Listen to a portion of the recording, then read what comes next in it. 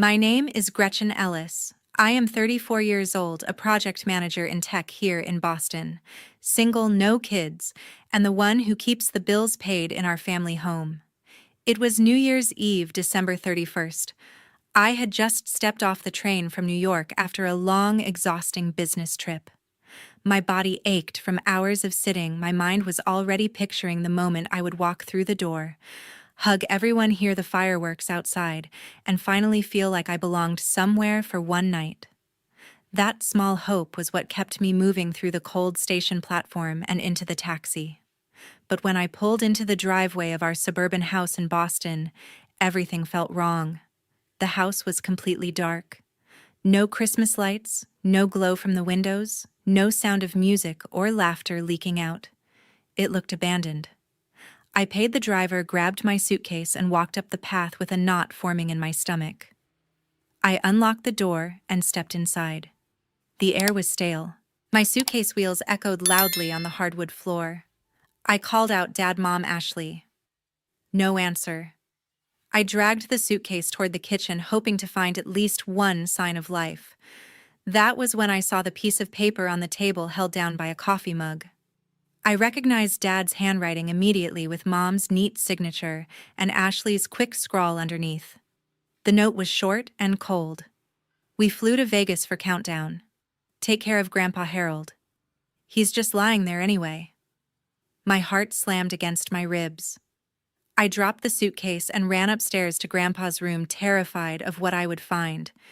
If you've ever come home on a holiday night expecting warmth and family, only to find an empty house and a note that changes everything, drop a comment below. Tell me where you're watching from right now, what time it is where you are, and whether you've ever felt that same sinking feeling. I read everyone. Stay with me, because what happened next still keeps me awake at night. The room was dark and stuffy, the air thick with the smell of damp sheets and leftover food that had gone bad. Grandpa Harold lay motionless on the narrow bed, his skin pale and cracked lips dry and split chest rising in shallow, uneven breaths. It looked like he hadn't had water or food in at least 2 days. My heart pounded as I rushed to his side, touching his wrist. Cold, too cold. Panic surged through me. They had left him like this since the afternoon of the 30th, while they flew off to Vegas for their party. I ran downstairs to the kitchen, filled a glass with warm water from the tap, grabbed a clean spoon from the drawer, and hurried back up the stairs. Gently, I lifted his head with one arm and let tiny drops trickle between his lips. At first, nothing happened. Then a weak swallow barely there. I kept going slowly, terrified of choking him. I wet a washcloth under the bathroom faucet and wiped his face, his neck, the grime from days without care. From the closet, I pulled a clean flannel shirt, the soft one I had bought him last month, and changed him as carefully as I could, supporting his weight against my shoulder. All the while, tears streamed down my face. How could Dad do this? How could Mom and Ashley just walk away? They knew he depended on us. I had been the one driving to the pharmacy after late shifts, paying for his blood pressure pills and the special cushion for his back, while they made excuses or complained about the cost. As I adjusted the pillow behind his head, his fingers suddenly tightened around my wrist, not strong but desperate, like someone clinging to the last thread of life. His eyes cracked open, hazy but focused on me. In a ragged whisper, barely audible over the distant boom of fireworks outside, he said, "Don't. Call ambulance. They want me dead." I froze, my breath catching. Who wants that?" I leaned closer, voice trembling. He managed a faint shake of his head, a gesture for silence. His breathing steadied slightly as I continued giving him sips of water. I stayed by his side for what felt like hours, feeding him more liquid little by little, wiping sweat from his forehead, talking softly to keep him conscious. "It's okay, Grandpa. I'm here. Just swallow slowly." Slowly, color returned to his cheeks. His eyes cleared a bit. He was still weak, his hands shaking but alert enough to speak in short, labored sentences. "I made mistakes," he rasped, I controlled your dad too much, kept the money tight, made him feel small. Now they turn on me. The words hit me like a slap. I had always known Grandpa was strict with money, that Dad resented him for it, but hearing it from his own mouth made it real. He pointed weakly toward the nightstand drawer. Lock the door. Close curtains. No one comes. Bah! I stood up, crossed the room, turned the lock with a soft click, and pulled the heavy drapes shut, blocking out the faint glow of neighborhood fireworks. The room grew even darker, lit only by the small lamp on the dresser. Back at his side, he nodded toward the drawer again. I opened it. Inside was an old smartphone screen, cracked, but still glowing when I pressed the power button. I set up camera app long time ago, he whispered. Look. I opened the app, hands shaking. It showed live feeds from small hidden cameras around the house, the living room, kitchen, hallway, even the front porch. He had been watching everything. My stomach twisted. Was he really as helpless as he seemed, or had this all been some kind of test? The thought made me uneasy, a cold doubt creeping in.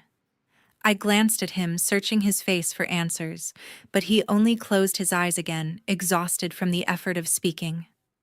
I sat back on the edge of the bed, the phone in my lap, staring at the screen.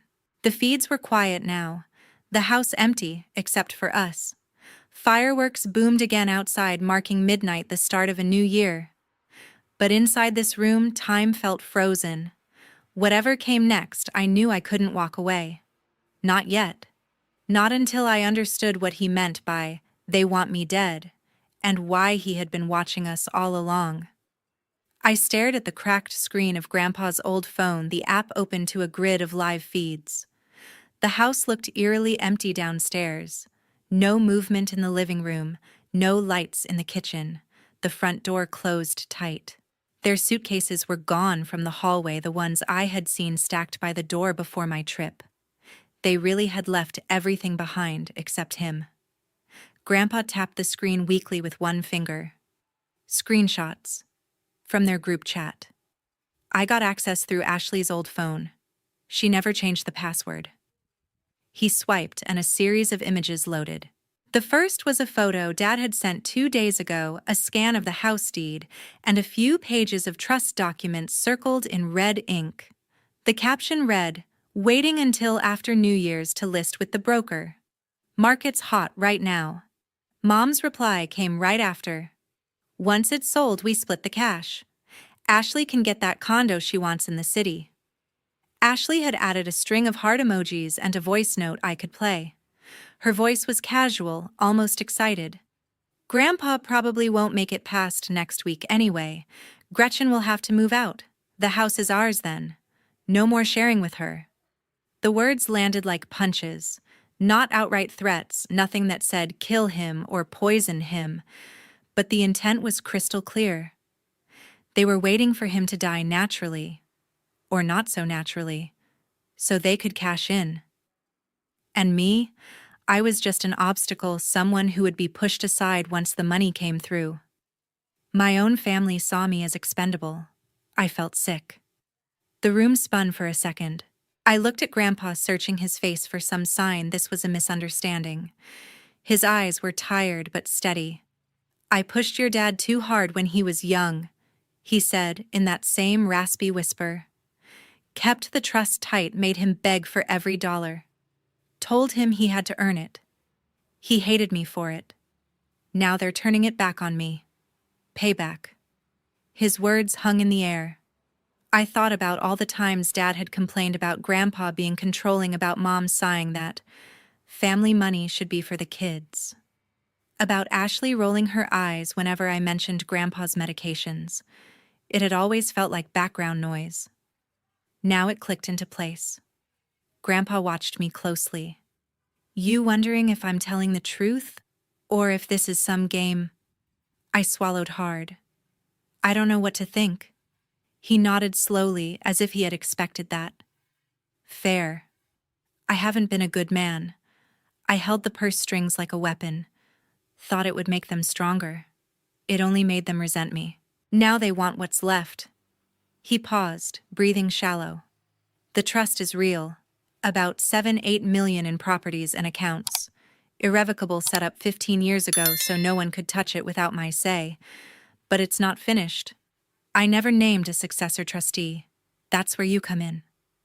My pulse quickened. Me. If you walk away now, call the ambulance, tell your parents. The trust reverts to charity. No one gets a dime. Not them. Not you. If you stay, help me expose what they're doing. You become the successor. You decide what happens next. The weight of it crushed me. Stay and play along with whatever plan he had or call for help and watch everything. The house, the money, any chance of reconciliation, vanish into a charity fund. I thought about the years I had spent covering bills, buying his meds, listening to their complaints, while they spent freely on vacations and clothes. I thought about Ashley's voice note so light and careless. Grandpa probably won't make it past next week anyway. I looked down at him. He was waiting, eyes fixed on mine. What do you want me to do? I asked quietly. Nothing yet, he said. Just don't call anyone. Watch with me. See how far they'll go. Then decide who you are. I set the phone on the nightstand screen, still glowing with those damning messages. The fireworks outside had died down, leaving only silence and the faint tick of the clock in the hallway. I didn't know if I was angry, scared, or something worse. Curious. But I knew one thing: I wasn't leaving this room until I understood exactly what kind of family I had come home to. The phone screen dimmed as the live feeds went quiet, leaving only the faint glow from the lamp to light Grandpa's face. He shifted slightly against the pillows, wincing from the effort, then fixed his eyes on me with a look that mixed regret and determination. The trust is called Bennett Family Irrevocable Trust. He began, voice low but steady. I set it up 15 years ago, right after your dad started showing signs he wouldn't handle money well. 3 properties in Boston, this house, a duplex in Dorchester, and a small commercial building downtown. Plus liquid accounts that add up to around $7 or $8 million total. Irrevocable means once it's funded, I can't take it back or change beneficiaries on a whim. The whole point was protection. From bad decisions, from creditors, from family squabbles. I listened without interrupting, the weight of the numbers sinking in. 7 or 8 million. Not the kind of fortune that makes headlines, but enough to change lives in a quiet way. Enough to make people wait for someone to die. I'm the trustee right now, he continued. I control distributions, investments, all of it. But I never named a successor trustee. That was deliberate. I wanted to see who would step up when the time came, who would act with responsibility instead of greed. Your dad. He never did. He borrowed against the properties early on, got in over his head, and blamed me when I said no more. I tightened the reins. Thought I was teaching him a lesson. All I did was breed resentment. His breath caught and he paused to swallow. I handed him the water glass again. He took a slow sip before going on. Your mom enabled it. She liked the lifestyle. Vacations, new furniture, Ashley's dance classes. They all got comfortable living off what the trust allowed. But when I started getting sick, really sick, the mask slipped. They stopped visiting, stopped asking how I felt. They started talking about what would happen when I was gone. That's when I knew. I felt a twist in my chest. And Ashley. She's young, 28. Thinks the world owes her. She grew up hearing your dad complain about me. She never saw the man who built something from nothing, just the old guy who wouldn't open his wallet. So she decided the wallet should open when I'm not around to stop it. He looked away for a moment toward the closed curtains. I regret a lot. I manipulated your dad when he was younger, held the purse strings like a leash, made him feel small so he'd try harder. It backfired. Now they want revenge, and you're caught in the middle. The silence stretched. I could hear my own heartbeat in the quiet room. Outside, the occasional fireworks still popped, but the big show was over. Midnight had passed. A new year had started without fanfare. "So what happens now?" I asked. "The trust has a clause," he said. "If I die without naming a successor trustee, or if the named successor refuses, or is deemed unfit, everything reverts to a charitable foundation. Elder care programs mostly. No one in the family gets a cent. But if you agree to be successor, you get the role. You decide distributions. You decide if they keep the house, the allowances, any of it." I stared at him. "You're putting that on me." "I'm giving you a choice," he replied. "Call the ambulance now. Get me to the hospital. Your parents come back, everything goes back to normal. Until the next time they leave me alone. Or stay. Help me draw them out. Let them show who they really are. Use the law to make it official. No violence. No tricks. Just truth." My mind raced. Calling 911 would save him immediately. Doctor's IV fluid safety. But it would also end whatever this was. The trust would stay in limbo, and my family would keep pretending nothing happened. They might even blame me for overreacting. Staying meant playing along with Grandpa's plan, watching, waiting, gathering proof. It meant confronting the people I grew up with. It meant risking everything if they found out. I thought about Ashley's voice note, the casual cruelty in it. Mom's quick reply about splitting cash. Dad sending the deed photo like it was already decided. They had written me out of their future without a second thought. Grandpa watched me struggle. "You don't have to decide tonight. Just don't leave. Stay with me through the night. Think about what family really means to you." I nodded slowly. I couldn't walk out. Not yet. I helped him lie back more comfortably, adjusted the blanket, then sat in the chair beside the bed. The phone stayed in my lap, screen off now. I didn't look at it again. Instead, I watched him breathe, watched the rise and fall of his chest, and wondered what kind of daughter, what kind of granddaughter, I would be when morning came. The clock on the wall ticked past 1. The house was still. For the first time in years, I felt completely alone, even with him right there.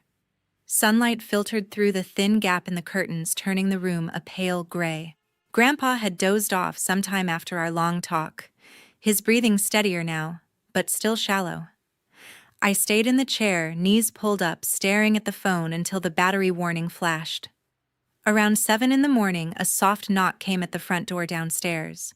I slipped out quietly, closing Grandpa's door behind me, and went to answer it. Through the peephole, I saw a man in a dark overcoat, briefcase in hand, standing on the porch. I opened the door a crack. "Victor Lang," he said, voice calm and professional. "Mr. Bennett called me an hour ago. Emergency consultation." I let him in. He was tall, mid-50s, gray at the temples, carrying himself like someone used to walking into tense rooms. No small talk. He followed me upstairs without asking questions, set his briefcase on the dresser, and nodded toward Grandpa, who was awake again and watching us. "Chair," Grandpa said weakly. "Sit." Victor pulled the chair closer to the bed. He opened the briefcase, removed a thin folder, and placed it on the blanket. "I have the emergency injunction application ready," he began. "Filed electronically at 5:30 this morning. Judge granted temporary relief pending hearing. It freezes distributions from the trust accounts. No withdrawals over $5,000 without court approval. Also issued a cease and desist notice to the real estate broker your son contacted yesterday. They can't list or show the property until further notice." I stood by the door, arms crossed, trying to process it. Victor glanced at me briefly, then continued. "Massachusetts law on elder financial exploitation is strict," he said. Chapter 19A, Section 15. Neglect or abandonment that creates risk of serious harm can trigger immediate protective orders. We have enough from the screenshots and messages to show intent, waiting for death to access assets. But the process is slow. Full investigation by Adult Protective Services could take weeks, maybe months. Criminal charges if they come even longer. One misstep, if we push too hard without solid proof, and the court could question your fitness as potential successor trustee. You could be accused of undue influence or self-dealing. Grandpa coughed softly. Tell him about the IRS. Victor nodded. Mr. Bennett instructed me to flag certain transactions. Small transfers from trust accounts to personal ones over the last year. Under the radar but irregular. I've already submitted a tip to the IRS for review. They move fast on potential tax fraud. It won't freeze everything immediately, but it adds pressure. I felt my stomach tighten. This was real now. Lawyers, courts, federal agencies. Not some family argument that could be smoothed over with apologies. Victor pulled out a small stack of documents. New locks are being installed as we speak, he said. A locksmith is outside. We're also placing signage, property under investigation, no trespass without authorization. Standard procedure to deter unauthorized entry while the injunction holds. He turned to me directly for the first time. Miss Ellis, you're in a difficult position. If you accept successor trustee role, you'll have fiduciary duty, loyalty to the trust, not to family members. That means denying distributions if they're not in the trust's best interest. Your father, mother, sister, they'll see it as betrayal. If you refuse, the trust defaults to charity. No one gets the assets. Either way, relationships may not survive. I looked at Grandpa. He was watching me again, that same steady gaze from last night. I told you last night, he said. Stay. See it through. But this is your choice. Victor closed the folder.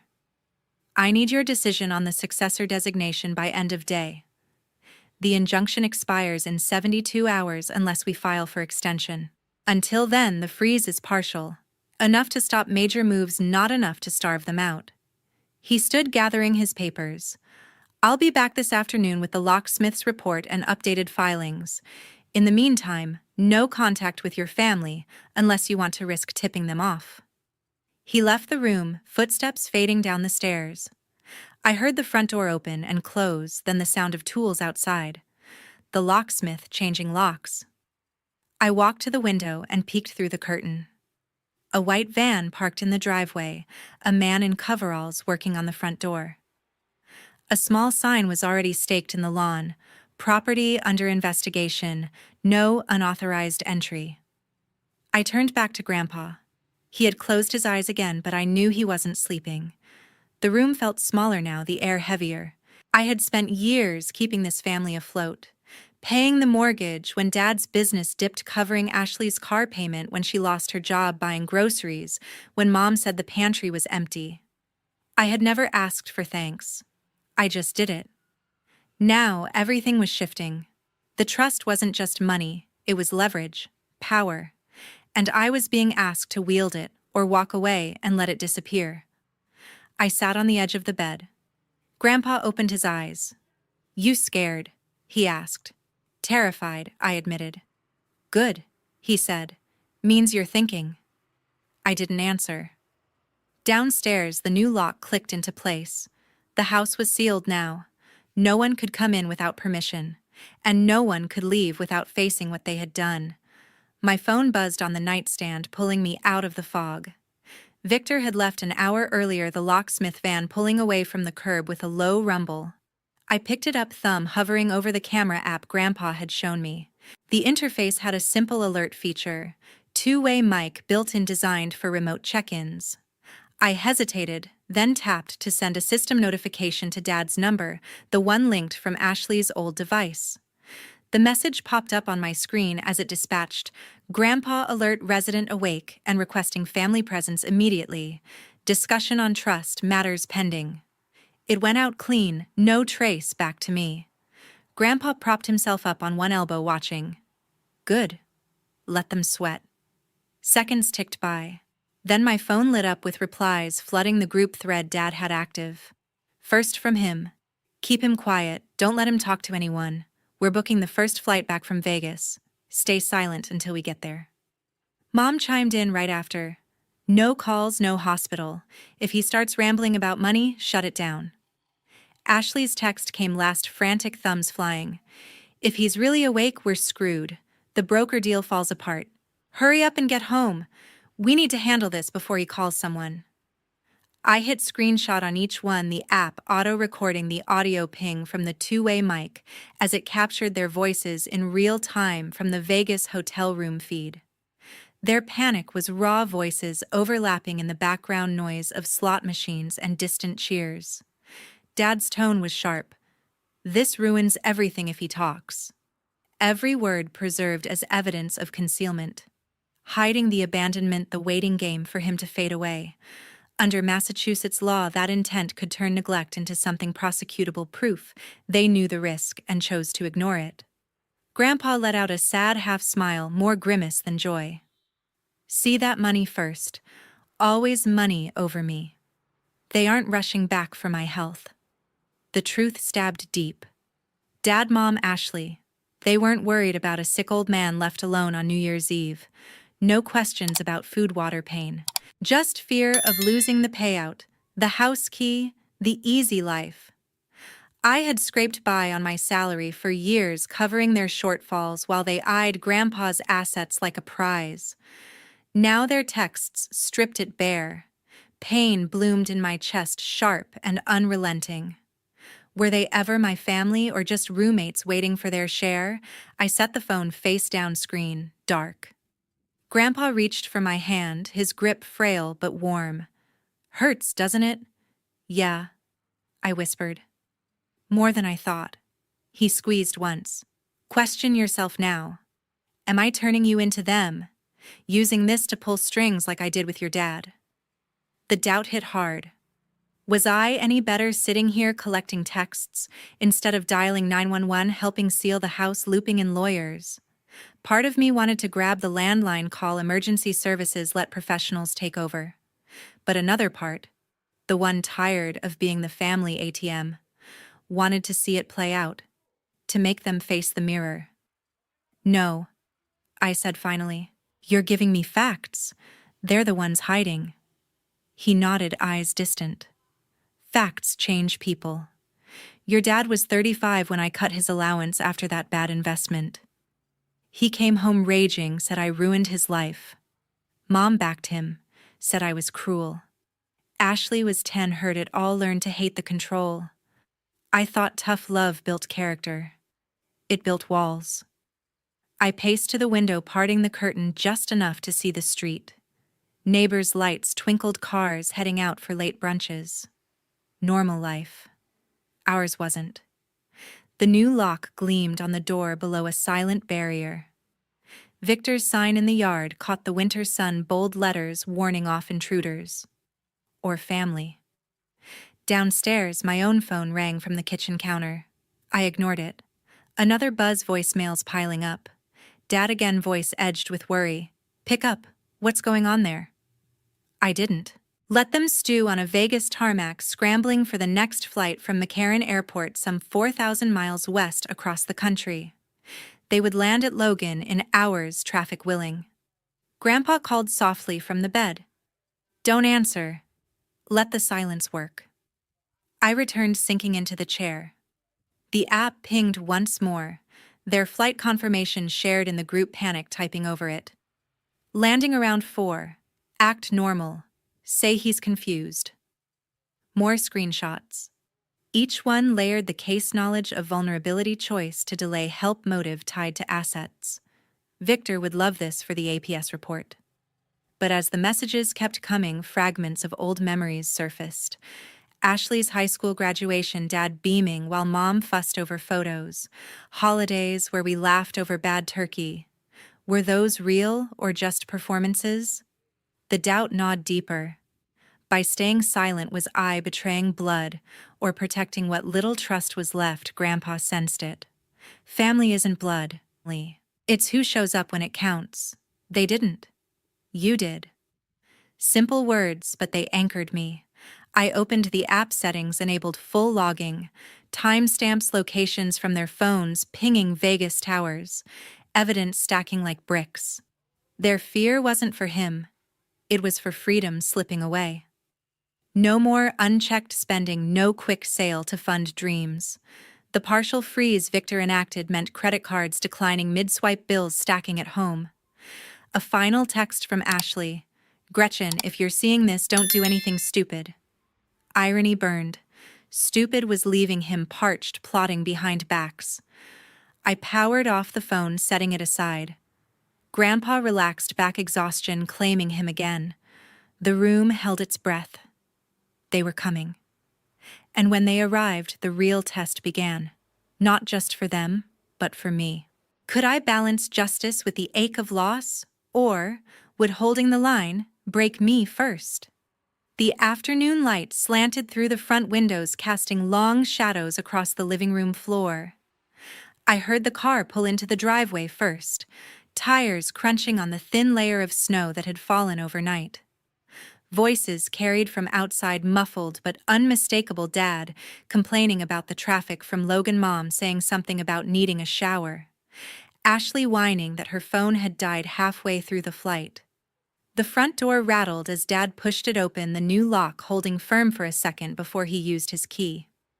They stepped inside, suitcases thumping against the walls, still carrying the faint scent of casino smoke and cheap perfume. Dad laughed first, a tired bark. Finally home. That casino run was worth it. Won 300 on slots. Mom chuckled, kicking off her boots. We needed that break. Grandpa's probably still napping anyway. They moved toward the kitchen, bags dropping with careless thuds. Ashley scrolled her phone, already texting. Gretchen, you here? We brought you nothing, sorry. Before anyone could answer, the speaker on the ceiling camera crackled to life. Grandpa's voice filled the room, clear and calm. Have you sold the house yet to push Gretchen out on the street? Silence dropped like a weight. Dad froze mid-step, hand on the fridge door. Mom's smile vanished. Ashley's phone slipped from her fingers, clattering on the tile. They turned slowly, eyes darting around.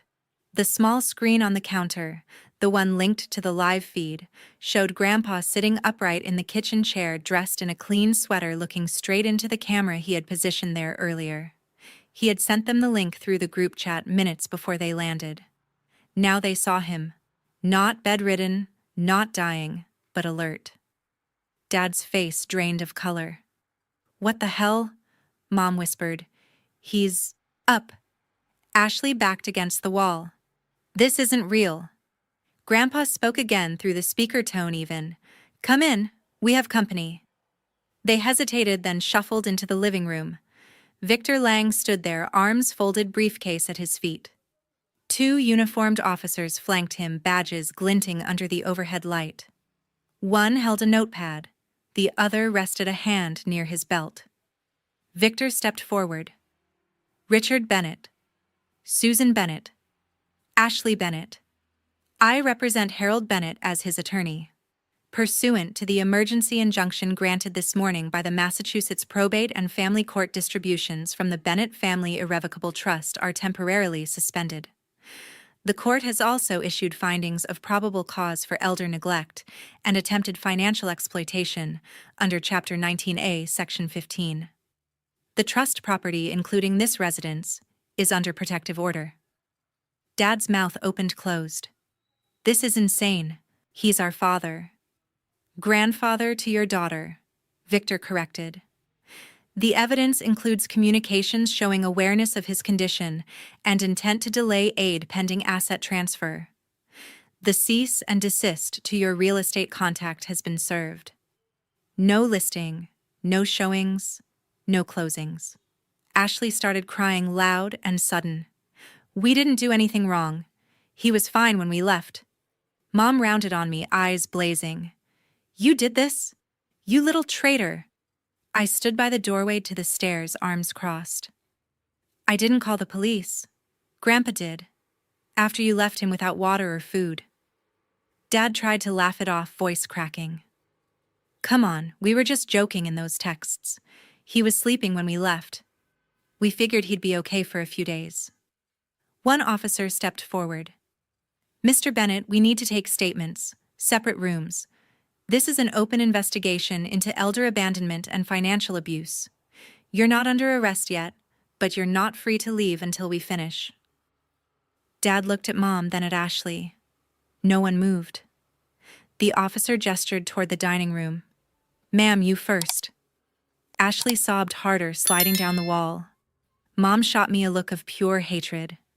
You ruined us. For him. Grandpa's voice came through the speaker one last time, softer now. I made mistakes too. Pushed you too hard, Richard. Held on too tight. But this isn't payback. It's truth. Dad stared at the camera, face crumpling. You always had to win, Dad. The officers separated them. Statements began in quiet voices. Victor handed me a folder. Preliminary findings, timelines of neglect, copies of the messages. No handcuffs yet. No dramatic takedown. Just paperwork questions and the slow grind of an investigation that could stretch for months. I stayed in the hallway listening to the fragments drift out, Dad saying it was just a vacation. Mom insisting Grandpa exaggerated, Ashley begging them to believe it was a misunderstanding. None of it sounded convincing, even to them. Grandpa's voice came through the speaker again, private this time only to me. I was wrong before. Now it's your turn to choose.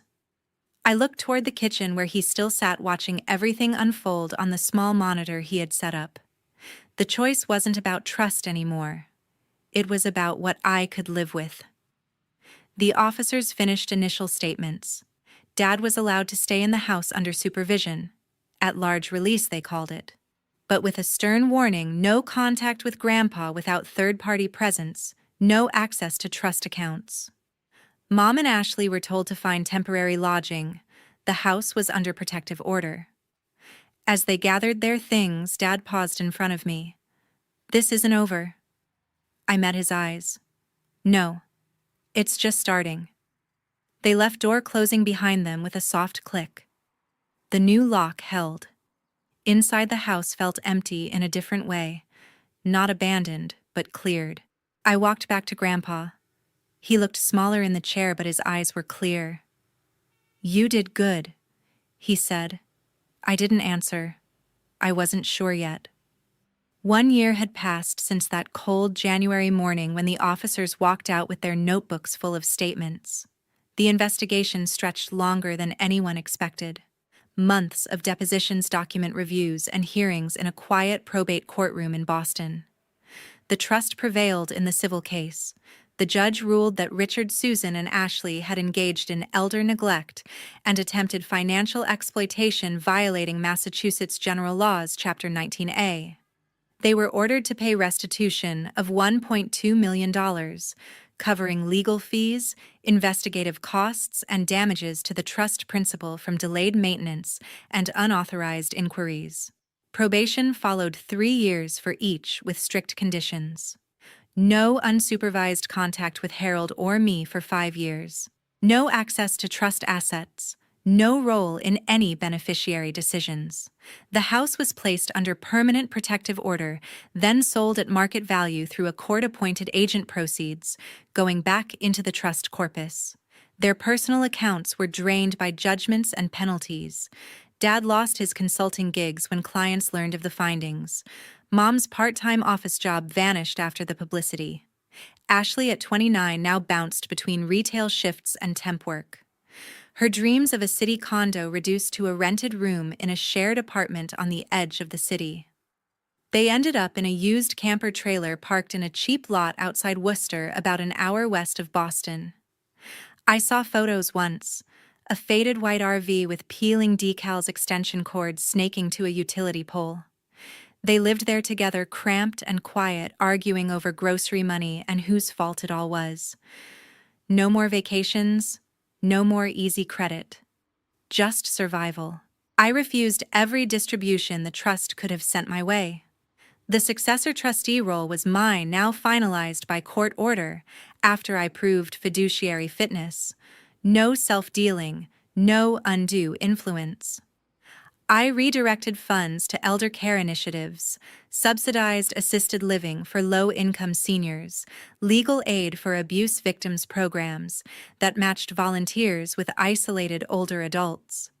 Grandpa moved into a high-quality assisted living facility in Cambridge, a place with wide windows, daily activities, and round-the-clock nursing.